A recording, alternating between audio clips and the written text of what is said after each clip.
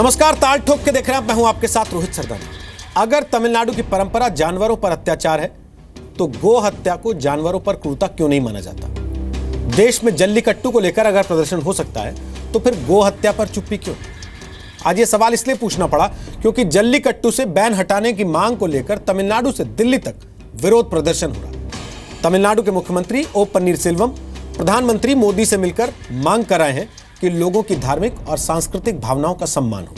इसके लिए केंद्र सरकार अध्यादेश ले आए ताकि जल्लीकट्टू परंपरा से सुप्रीम कोर्ट का बैन हटाया जा सके। हालांकि तमिलनाडु सरकार को जल्लीकट्टू पर केंद्र से कोई ठोस भरोसा नहीं मिला, लेकिन पन्नीरसेल्वम ने उम्मीद जताई कि इस मामले में जल्दी अच्छी खबर मिलेगी। पीएम मोदी भी कह चुके हैं कि केंद्र सरकार तमिलनाडु सरकार के कदम का समर्थन करेगी। अब सवाल यह है कि अगर जल्लीकट्टू पर बैन लगाया जा सकता है क्योंकि इस परंपरा में बैलों पर अत्याचार होता है, तो फिर उसी वंश की गाय को बूचड़खानों में कटने देना कहां तक सही है? अगर जल्लीकट्टू अत्याचार है तो फिर गो हत्या क्यों नहीं? जबकि गाय और गो वंश का भारत की करीब 80% की आबादी के लिए धार्मिक महत्व है। फिर देश में गो हत्या के खिलाफ इस तरह के सामूहिक प्रदर्शन क्यों नहीं होते? गो हत्या के खिलाफ देश में आंदोलन क्यों नहीं होते? अगर दक्षिण भारत के फिल्म स्टार्स जल्लीकट्टू पर बैन के विरोध में एक साथ खड़े हो सकते हैं, तो बीफ बैन का समर्थन करने के लिए बॉलीवुड के फिल्मी सितारे एक साथ आके खड़े क्यों नहीं हो पाते? देश भर में गाय का कत्लेआम आखिर कब तक होगा? ताल ठोक के आज की बहस इसी पर।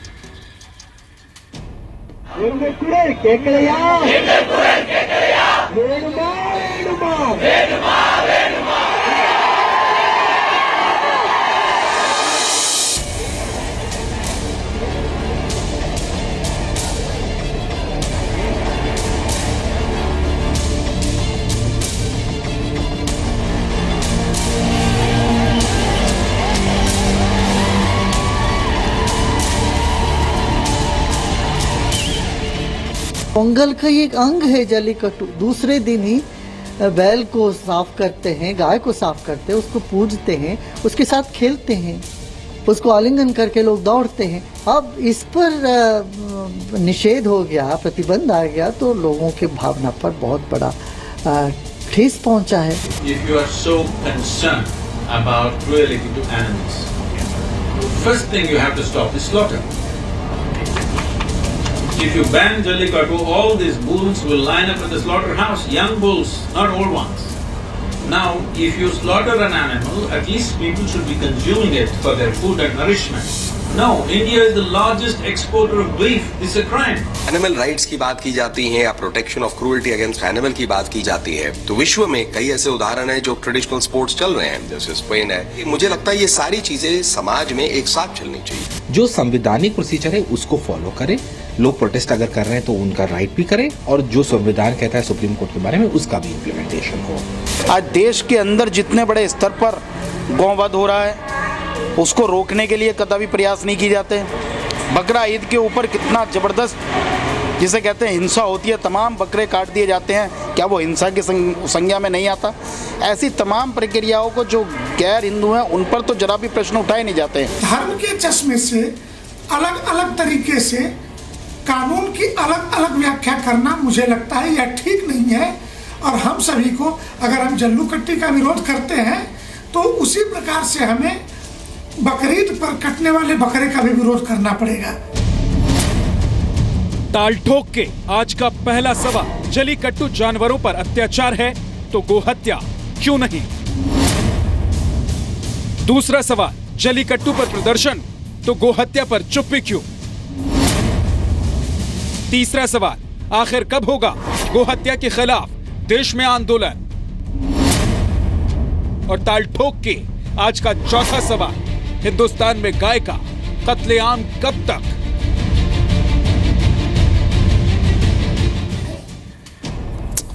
तो आपको बता दें, ताल ठोक के आज बात करने के लिए हमारे साथ कौन कौन से खास मेहमान हैं। डॉक्टर संबित पात्रा हमारे साथ हैं, वो बीजेपी के प्रवक्ता हैं। गौरी मुलेकी हमारे साथ हैं, वो सचिव हैं पीपल्स फॉर एनिमल, जानी मानी एनिमल राइट्स एक्टिविस्ट हैं, animal welfare board of India की सदस्य भी हैं। रिद्धि हमारे साथ हैं, वो वॉलंटियर हैं ध्यान फाउंडेशन की, योगी अश्विनी के ध्यान फाउंडेशन की वॉलंटियर हैं। कई एनिमल वेलफेयर प्रोग्राम से जुड़ी हैं, खासतौर पर गौ रक्षा के काम ध्यान फाउंडेशन देश के कई इलाकों में कर रहा।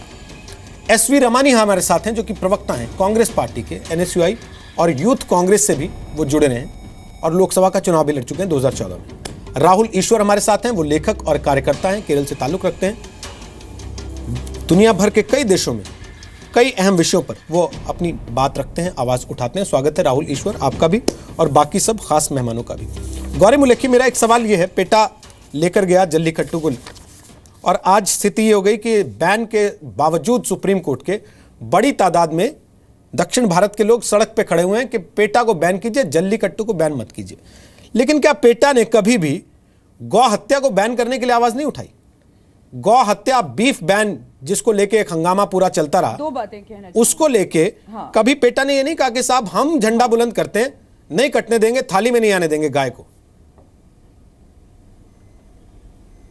हाँ, 2 बातें हैं इसमें। पहली बात ये कि जल्लीकट्टू को जब कोर्ट में ले जाया गया था बहुत साल पहले, 1 दशक से भी ज्यादा पहले, और वहां से ये मुकदमे की शुरुआत हुई। मदुरई बेंच जो हाई कोर्ट की है, मद्रास के हाई कोर्ट की, वहां पे ये मुकदमा गया था एक व्यक्ति के द्वारा जिसका बेटा जल्लीकट्टू का ये इवेंट देखते हुए मारा गया था। उसके ऊपर उसको जो बुल था वो जब एजिटेट होके बाहर निकला तो उसने उसके बेटे के चिथड़े उड़ा दिए। वो व्यक्ति कोर्ट गया था, ये मुकदमा वहां से शुरू हुआ, नागराजा के नाम से। उसके बाद जब ये अपील्स होते गई, वहां से डबल बेंच में आया, डबल बेंच से सुप्रीम कोर्ट में आया, एसएलपी में, और सुप्रीम कोर्ट में भी लाने वाला पेटा नहीं था, वो animal welfare board of India था, जो कि एक स्टैट्यूटरी बॉडी है, कानूनन भारत सरकार की बॉडी है। वो खुद उसको एसएलपी में लेकर आए थे। उसके बाद बहुत सारे पेटिशनर्स इसके साथ आकर जुड़े समय समय पर। पीटा भी उनमें से एक है। उनमें भी कर्नाटक की भी संस्थाएं हैं, संस्थाओं की फेडरेशंस भी हैं, बहुत सारे इंडिविजुअल्स भी हैं, और इन सब लोगों ने जब इसको किया सुप्रीम कोर्ट के आगे अपोज और फैक्ट्स रखे कोर्ट के आगे, तो उनकी खुद की अहमियत कम हो गई, फैक्ट्स की अहमियत ज्यादा हो गई। फैक्ट्स पर सुप्रीम कोर्ट ने अपना फैसला सुनाया। इसमें पीटा को दोष देने में तो मतलब लोग अपनी पॉलिटिकल ब्रेड पका रहे हैं और कुछ नहीं कर रहे हैं। और दूसरी बात, अब जो मैं दूसरी बात, एक चीज मैं आपको बताना भूल गया था, हमारे शो का एक फॉर्मेट है जिसमें पहले सवाल में 1.5 मिनट का समय सबको मिलता है।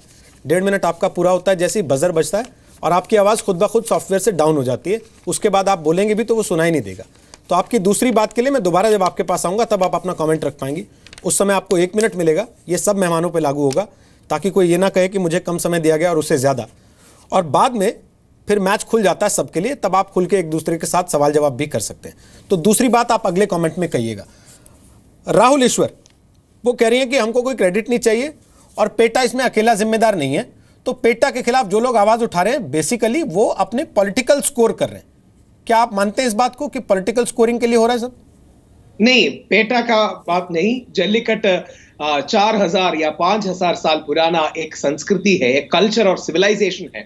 हम सब भारत कल्चर के बच्चे हैं, मगर हमारे द्राविड़ा संस्कार को और what we call Dravidian civilisation को अपना एक सब कल्चर है। जल्लीकट्टू वो सब कल्चर का सबसे बहुत बड़ा हिस्सा है।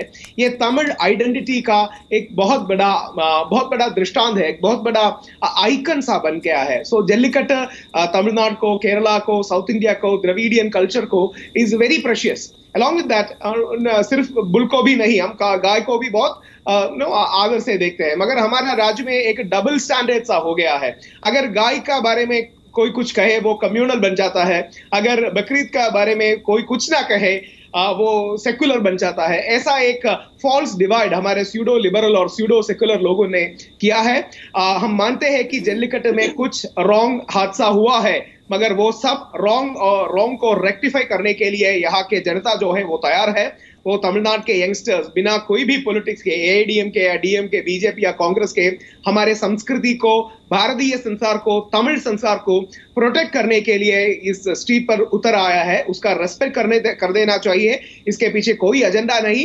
ये एक वॉर है, एक कल्चरल वॉर है। एक तरफ billion dollar funded multinational PETA है और दूसरी तरफ पुअर तमिल फार्मर्स है।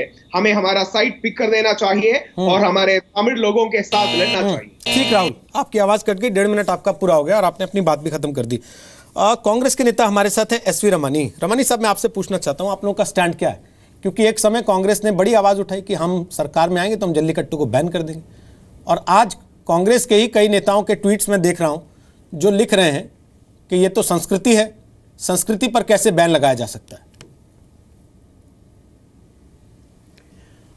नहीं, कांग्रेस पार्टी के तो इसमें बड़ा क्लियर स्टैंड है कि जो एक तमिलियंस का जो एक कल्चरल इवेंट है जो पिछले 4000 साल से चलता आ रहा है वो जारी रहना चाहिए, जल्लीकट्टू होना चाहिए, ये हमारा स्टैंड है। और जहाँ तक आप ये कहा जा रहा है कि कांग्रेस ने ही इसको रोका था, ये सच नहीं है। ये केस जैसे मैडम ने कहा था कि 10 साल 12 साल पहले कोर्ट में आया था, उसके बाद वहाँ से कोर्ट में ये सिलसिला चल रहा है, और 2009 में स्टेट गवर्नमेंट एक तमिलनाडु जल्लीकट्टू एक्ट लेके आई थी जिसके अंडर ये जल्लीकट्टू चल रहा था। 2011 में ठीक है, यूपीए गवर्नमेंट ने, जयराम रमेश जी ने बुल्स को जो है परफॉर्मिंग एनिमल्स के लिस्ट में ऐड कर दिया था, जो हमारे ख्याल से आज हमको लग रहा है कि वो गलत है।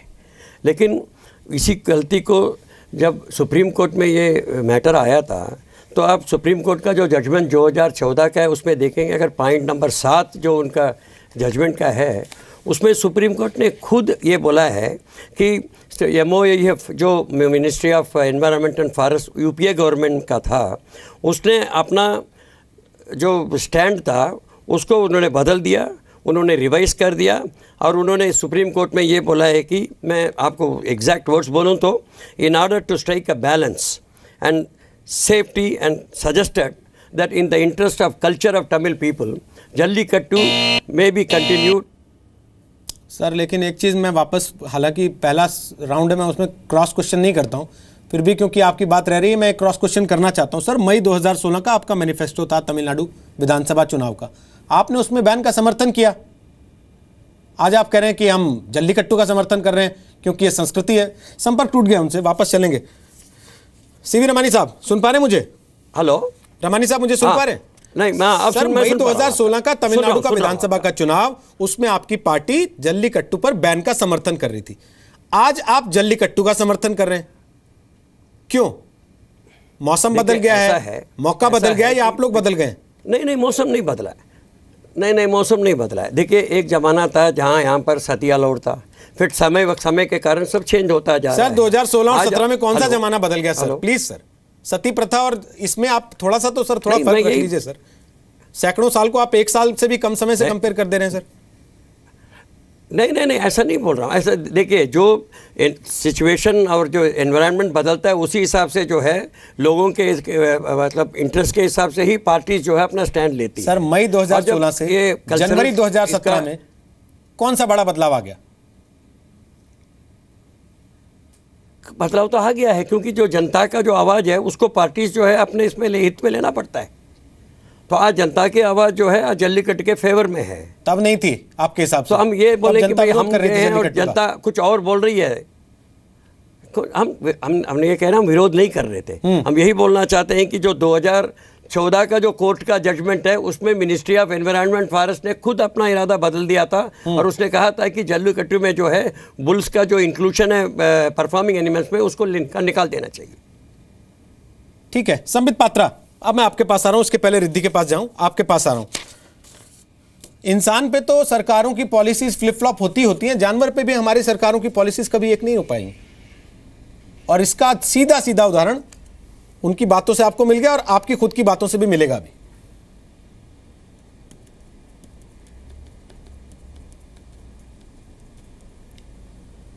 अच्छा प्रश्न ठीक है। देखिए, पहली बात तो है, जहाँ तक जल्लीकट्टू का सवाल है, आप मैनिफेस्टो से ही शुरू करिए। आपने अभी सही कहा कि मई 2016 का जो कांग्रेस का मैनिफेस्टो था उसमें ही उन्होंने बात की थी कि जल्लीकट्टू जो है वो बैन होना चाहिए।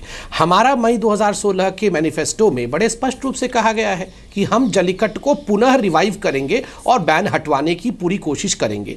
दूसरी बात, मनमोहन सिंह जी ने खुद 15 दिसंबर 2015 को एक चिट्ठी लिखा था NG जयसिम्हा को। उन्होंने कहा the Human Society International India has a worthy objective, and certainly we have to work to discourage bullfights which provide a cruel form of entertainment. ये मनमोहन सिंह जी जो कि यूपीए के समाज 2015 में जो एक तरह पहले उससे पहले जो प्राइम मिनिस्टर थे, उन्होंने खुद चिट्ठी लिखा हुआ है, आप देखिए। तो स्वाभाविक रूप से उस समय के प्रधानमंत्री भी और उस समय जयराम रमेश जी ने प्रधानमंत्री से ही और सोनिया जी से ही बातचीत करके ही बुल को उस लिस्ट से हटाया होगा 2011 में, जिसके विषय में खुद कांग्रेस के प्रवक्ता कह रहे हैं। देखिए हमारी सरकार, याद करिए, जनवरी 7, 2016 में इसको पूरा अमेंड किया था हमने, परफॉर्मिंग जो एक्ट वाला क्लॉज है उसमें हमने चेंज किया था। उसका नतीजा ये हुआ था कि हमने जल्लीकट्टू को अलाउ किया था, मगर सुप्रीम कोर्ट ने उस पर भी रोक लगाई कि आपने ऐसा कैसे कर दिया, ये केंद्र सरकार से प्रश्न पूछा। आज प्रधानमंत्री जी ने स्पष्ट शब्दों में कहा है, हम तमिलनाडु के कल्चर के साथ, संस्कृति के साथ खड़े हैं। चूंकि ये कोर्ट के विषय में अभी कुछ टिप्पणी करना उचित नहीं होगा, कोर्ट इसे देख रही है, हम तमिलनाडु की सरकार के साथ खड़े हैं। ठीक है रिद्धि, अब मैं आपसे एक चीज पूछता हूं। जल्लीकट्टू पर बैन का लोग समर्थन करते हैं, ये कहते हुए कि बैल पर अत्याचार नहीं होना चाहिए, लेकिन जैसे ही आप उनके सामने बीफ बैन की बात कीजिए तो वो कहते हैं सरकार थोड़ी ना तय करेगी हमारी थाली में क्या होगा क्या नहीं होगा। ये डबल स्टैंडर्ड समझ में आता है क्या? जी ये डबल स्टैंडर्ड आप कह सकते हैं इसको, double standard of course, but ये हमें देखना चाहिए कि जल्लीकट्टू में भी अगर धेनु गाय जिसे हम धेनु कहते हैं, अगर इस पे अत्याचार हो रहे हैं तो जल्लीकट्टू बिल्कुल नहीं करना चाहिए। And yes you absolutely right, we have to look at other places and see कि जहाँ पे हमारी गाय का क्या हाल हो रहा है। फॉर एग्जाम्पल अगर आप जाएंगे बालासोर चले जाइए, वहाँ पे ध्यान फाउंडेशन योगी अश्नी के अंडर ग्राउंड में एक्टिविस्ट हैं, एंड एवरी डे 20,000 काउस, 20,000 गौवंश जा रहे हैं, स्मगल हो रहे हैं, ट्रैफिक हो रहे हैं। मैंने देखा हुआ है हमारे गौशालाओं में, योगी अश्नी के गौशालाओं में जाके देखा है ध्यान फाउंडेशन में, कि वहाँ पे उनके आँखों में टोबैको डाल दिया जाता है, उनके शरीर पे लैशेस हैं, कट्स हैं, वो आदमी को देख के डर जाती हैं। क्या यही हमारी संस्कृति है? एंड हमें ये प्रश्न उठाना बहुत ज़रूरी है, लोगों से पूछना बहुत ज़रूरी है, क्या यही हमारी संस्कृति है? ध्यान foundation has taken it upon ourselves, हमारा सेवक आओ प्रोग्राम हम पूरे विश्व में फैले हुए हैं, and everywhere specially in India हम देख रहे हैं कि जगह जगह गौवंश पे क्रूल्टी हो रही है। तो ये डबल स्टैंडर्ड्स ऑफ कोर्स है। गौरी मुलेकी, अब बोलिए आप, जो आपकी बात अधूरी रह गई थी आप रखिए अपनी बात, और अब घड़ी हटा दे रहे हैं हम। मेरा दूसरा पॉइंट ये है कि कोई ये ना समझे कि गाय के गौवंश को बचाने के लिए कोई काम नहीं हो रहा है। जो भी ये संस्थाएं हैं, मैं कहूँगी कलेक्टिवली गौवंश को बचाने के लिए काम ऑलरेडी कर रही हैं। ये मामला सुप्रीम कोर्ट के भी आगे है। स्लॉटर हाउसेस का जो पूरा कंबाइंड मुकदमा है, ये शुरू हुआ था लक्ष्मीकांत मोदी के द्वारा, और उसमें बहुत सारी संस्थाओं इंक्लूडिंग पीटा ने भी पार्टिसिपेट किया है, और भी बहुत संस्थाएं हैं। मैं खुद भी उसमें जितना असिस्ट कर सकती हूँ मैं हूँ।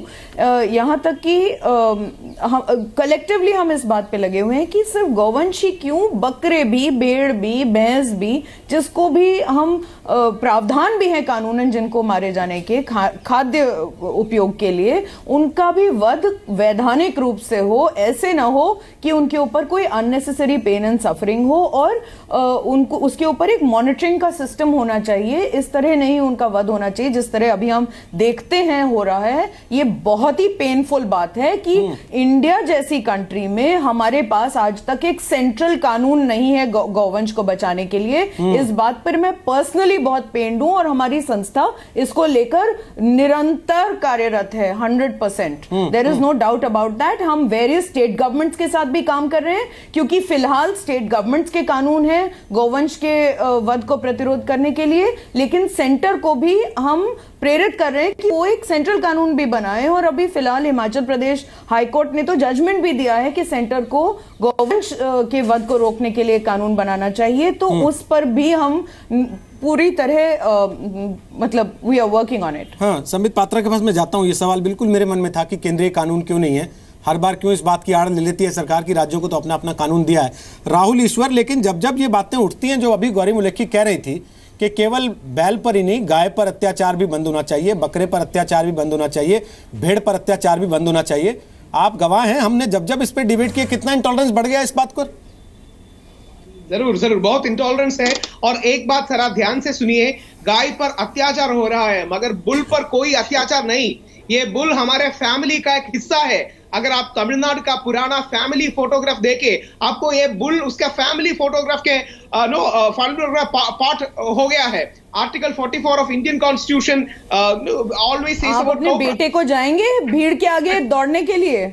आप अपने बेटे के ऊपर भीड़ छोड़ेंगे? मैं अपने बेटे को तो नहीं छोड़ूंगी ऐसे कि जाओ, या अपनी बेटी को कि भागो और तुम्हें सैकड़ों लोग चेस करेंगे, तुम्हारी टांग पकड़ के खींचेंगे, तुम्हारी आंखों में मिर्ची डालेंगे। कोई अपनी फैमिली को ऐसे ट्रीट करता है? This is rubbish, this is rubbish. देखना चाहिए कि किसके तरफ से इंटॉलरेंस आ रहा है। मुझे अपने बात रखने के लिए भी अवसर और समय नहीं देता, क्योंकि ये इंटॉलरेंट है। इसका इंटॉलरेंस हमारा हिंदू संविधान और इंडियन सिविलाइजेशन। मैं पीटा से नहीं हूँ, मुझे माफ करिए। मैं पीटा से नहीं हूँ, मुझे माफ करिए। मैं पीटा से नहीं हूँ। उनकी बात थोड़ी वैसे ही कट के आ रही है। मैं एक प्राउड हिंदू राइट विंगर हूँ, मगर आपको कमला हासन तो सुनो। कमला हासन एक लेफ्ट लिबरल है, एथीस्ट है। कमला हासन ने कहा अगर आप जल्लीकट्टू बैन कर देना चाहते हैं तो बिरयानी बैन कीजिए। हमारा राज्य में जो डबल स्टैंडर्ड्स है, जो एंटी हिंदू पोस्टरिंग है, एंटी इंडियन कल्चरल पोस्टरिंग है, ये बहुत दौर्भाग्यपूर्ण है। ये थोड़ा गलती हुआ है हमारे तरफ से, इसका डिनायल नहीं करता, मगर सभी रेक्टिफिकेशन के तरह सुप्रीम कोर्ट जितना भी हार्शेस्ट रेगुलेशंस हमको दो, वो रेगुलेशंस रखकर ही जल्लीकट्टू अलाउ देना चाहिए, इसका बैन हटा देना चाहिए। और यही I would like to remind Rahul Kishore just one thing, and to quote Yogi ji, it is the dharma of every human being to protect all those in their purview. योगी आश्रनी ध्यान foundation में यही सिखाते हैं, और इसलिए हम monkeys, cause, bulls सबका help करते हैं। अगर आप बेसिक वो नहीं कर सके तो आप how can you call yourself a Hindu? Absolutely. We are protecting them. They're a part of family, madam. They're a part of family. Please don't fall for 2 or 3 old videos of PETA. They are old videos taken from 1 or 3 instances and exaggerated. अच्छा, चलिए हम old video को भूल जाते हैं। हम 2 दिन पहले की बात करते हैं। गौरी मुलक्की एक चीज बताइए। गौरी मुलक्की एक चीज बताइए। पहले वेल्लोर में गौरी मुलक्की एक चीज बता दीजिए, आपके पास तो डेटा होगा ना, जल्लीकट्टू में हर साल कितने बैल मर जाते हैं? बैल तो बहुत सारे मरते हैं, डॉक्यूमेंट नहीं होते हैं। ह्यूमन डेथ्स डॉक्यूमेंटेड होती हैं। 2 दिन पहले वेल्लोर में एक ऐसे ही एक इवेंट के दौरान जो इलीगली होस्ट हो रहा था, वो 40 वर्षीय युवक जो है मारा गया। लेकिन उस बात को, वो टाइम्स ऑफ इंडिया में वो खबर छपी, लेकिन उस व्यक्ति की फैमिली से किसी ने पूछा कि वो जल्लीकट्टू को सपोर्ट करते हैं कि नहीं। वो स्पेक्टेटर की तरह अरीना के बाहर खड़ा हुआ था। जो बैल है उसके ऊपर कोई ऑन ऑफ का बटन तो है नहीं। अब वो जब एजिटेट होके बेचारा डर के अपनी जान बचाने को भाग रहा है, उसके सामने जो आया वो उसके ऊपर चढ़ गया। वो आदमी अपनी जान जिसने गवाई, क्या वो जल्लीकट्टू का सपोर्टर है? और मैं 2 दिन पहले की बात कर रही हूँ, मैं कोई बहुत 2001-2002 की बात नहीं कर रही हूँ, जब ये अब ऐसा हो सकता है। ठीक है। और 3 दिन पहले आंध्र प्रदेश में 2 बैल ऐसे ही एक जल्लीकट्टू के अरीना से भागे और ट्रेन के आगे आ गए। ये भी इसी संक्रांत की बात है। ये तो चलिए पुरानी बातें तो हटाइए, इस साल की बात बोलिए। इन मौतों का जिम्मेदार कौन है? कौन सी पार्टी इसकी जिम्मेदारी ले? राहुल का आर्गुमेंट भी सुन लीजिए, बोलिए राहुल। इसीलिए हार्शेस्ट रेगुलेशंस दीजिए, स्ट्रिक्ट सुपरविजन दीजिए। सुप्रीम कोर्ट और एनिमल वेलफेयर बोर्ड का स्ट्रिक्टेस्ट ऑफ रेगुलेशन दीजिए। आप ब्लैंकेट बैन मत कीजिए। ये कंसीड हुआ कि 2010 से 2014 तक 17 आदमी मारे गए हैं। 2010 से 2014 तक 17 लोग मारे गए हैं। आप कह रहे हैं कि लोग मारे जा रहे हैं। 17 people have died। राहुल कह रहे हैं कि ब्लैंकेट बैन मत कीजिए। ये मौतें तब हुई जब राहुल कह रहे हैं कि ब्लैंकेट बैन मत कीजिए। उसके ऊपर आप कम से कम कुछ ऐसे मानक तय कर सकते हैं जिसके तहत वो खेल खेला जाए, ताकि संस्कृति को बचाया जा सके। इस बात पर कि जल्लीकट्टू में बैल को दर्द देख के दर्द होता है, लेकिन बिरयानी की प्लेट में सजी हुई गाय को देख के किसी को दर्द क्यों नहीं होता? और क्यों केंद्र की सरकार गौ प्रेमी होने के बावजूद, गौमूत्र का प्रचार करने के बावजूद आज तक गौ रक्षा के लिए एक केंद्रीय कानून लाने की हिम्मत नहीं कर पाई? क्या उनको भी डर था कि वो सांप्रदायिक लेबल हो जाएंगे?